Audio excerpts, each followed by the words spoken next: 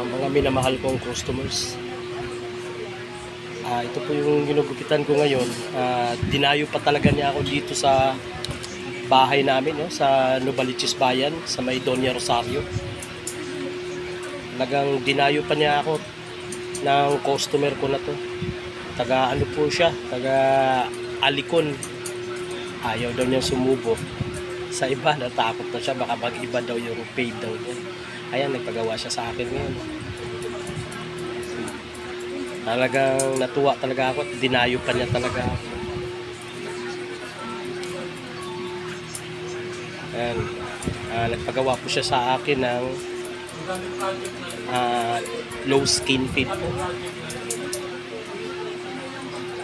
Ayan, ibinigay ko naman din yung gusto niya talaga. Sinusunod ko yung gusto niya. Tayo, dinadayo po Yan, ako ng mamaya customer makikita ko nyo na yung finished product na ko. taga Alicon pa. Salamat po. Ayan po, idol, panoorin nyo na lang po. Ito na po yung Ayan. finished product natin, mga idol.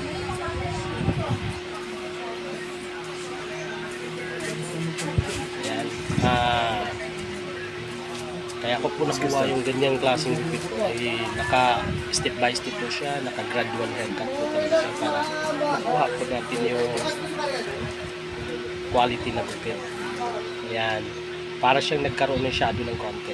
Tapos ito naman, habang ginugupitan ko yun, nag-chat siya sa akin, taga Selena Homes. Nagpagawa po siya sa akin ng low burst speed. Ito na po yung finished product mo. Salamat po mga idol.